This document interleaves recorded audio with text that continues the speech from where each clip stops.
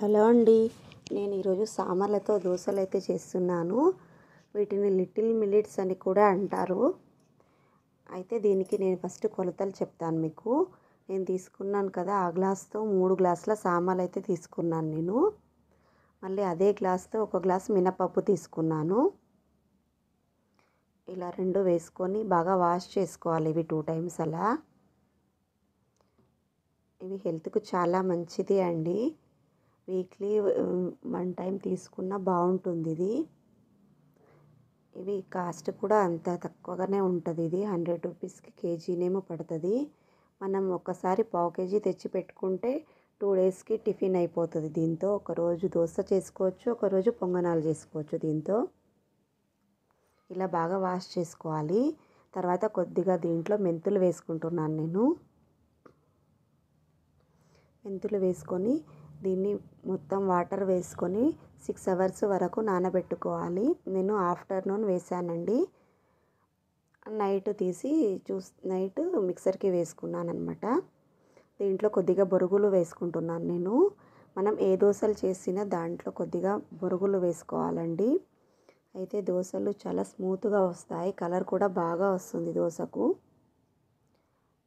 ఇలా బొరుగులు మొత్తం వాటర్లో నానాలి. తర్వాత జార్ తీసుకొని ఇది మిక్సర్కి వేసుకోవాలి. మనం మిక్సర్కి వేసుకోవడానికి ఇదే వాటర్నే యూజ్ చేసుకోవాలండి. ఎందుకంటే సామలు దాంట్లో బాగా నాని ఉంటాయి కదా, ఆ వాటర్కి మొత్తం దాంట్లో ఉన్నది మొత్తం పట్టేస్తుంటుంది కదా, అందుకే మళ్ళీ వాటర్ వేస్ట్ చేయకూడదు. అదే వాటర్ వేసుకొని మిక్సర్కి వేసుకోవాలన్నమాట. ఇలా మెత్తగా రుబ్బుకోవాలి. వీడియో స్కిప్ చేయకుండా చూడండి, అయితే మీకు మొత్తం అర్థమవుతుంది.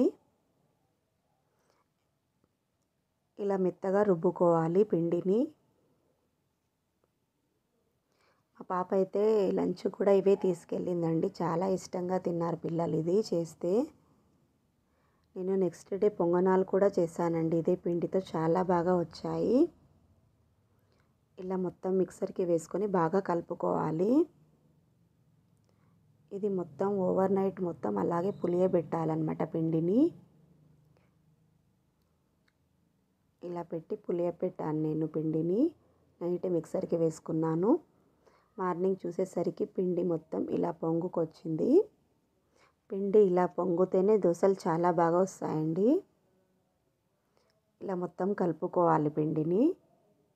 నేను ఆ రోజు టిఫిన్కి ఎంత పిండి కావాలో అంత పిండిని తీసుకొని మిగిలింది తీసి పెట్టేశాను నేను. ఈ పిండిలో నేను సాల్ట్ వేసుకుంటున్నాను. ఎంత కావాలో అంత సాల్ట్ వేసుకోవాలి. తర్వాత కొద్దిగా చక్కెర వేసుకోవాలండి. మనం ఎప్పుడైనా దోశలైనా పొంగనాలైనా చేసేటప్పుడు కొద్దిగా చక్కెర వేసుకుంటే దోశ అనేది క్రిస్పీగా వస్తుంది మనకు. ఇలా మొత్తం బాగా కలుపుకోవాలి. మనకు దోశ ఎలా అయితే వేసుకుంటామో పిండిని సేమ్ అలాగే వాటర్ వేసుకొని బాగా మిక్స్ చేసుకోవాలి. ఇది చాలా హెల్తీ ఫుడ్ అన్నమాట. ఇది బరువు తగ్గడానికి కూడా చాలా యూజ్ అవుతుంది. డయాబెటిక్స్ ఉన్న వాళ్ళు కూడా ఇది వీక్లీ 1 టైం అలా తీసుకుంటే హెల్త్కు చాలా మంచిది. ఇలా దోశలాగా వేసుకుంటున్నాను నేను. దోశ వేసాను. కొద్దిగా ఆయిల్ వేసుకోవాలి. దోశను ఇలా తిప్పి ఇంకొక వైపు కాల్చుకోవాలి. చూడండి ఎంత రెడ్గా వచ్చిందో దోశ. చాలా టేస్టీగా ఉంటుందండి ఇది. నా ఛానల్ని సబ్స్క్రైబ్ చేసుకోండి. మీకు ఇలాగే అన్ని వీడియోస్ పెడుతూ ఉంటాను నేను. అంతే అండి, దోశ రెడీ అయిపోయింది. నేను ఇప్పుడు మీకు ఇన్స్టెంట్ చట్నీ చూపిస్తాను. ఇది పండు మిరపకాయ చట్నీ అన్నమాట. పండు మిరపకాయలు నేను ఏం చేశానంటే, పండు మిరపకాయలు కొంచెం అల్లము, ఉప్పు, జీలకర్ర, కొద్దిగా నిమ్మకాయ రసం వేసి మొత్తం బాగా మెత్తగా మిక్సర్కి వేసుకున్నాను. దాంట్లో ఇప్పుడు నేను కొద్దిగా పల్లీల పొడి, పెరుగు వేసి చట్నీలాగా కలిపేస్తున్నాను. అలా మిక్సర్కి వేసుకొని మొత్తం ఒక డబ్బాలో వేసి పెట్టేసుకుంటే మనకి ఎప్పుడైనా ఇలా చట్నీ చేయనప్పుడు ఇన్స్టెంట్గా చట్నీ కలిపేసుకోవచ్చు మనం. చాలా టేస్టీగా ఉంటుంది ఇది. దోశలకైనా ఇడ్లీకైనా చాలా బాగుంటుంది ఇది చట్నీ. నేను ఇంకొక దోశ వేసి చూపిస్తాను చూడండి మీకు. ఇలా ఇంకొక దోశ వేస్తున్నాను. ఇది నేనైతే మార్నింగ్ బ్రేక్ఫాస్ట్ కోసం చేశానండి టిఫిను.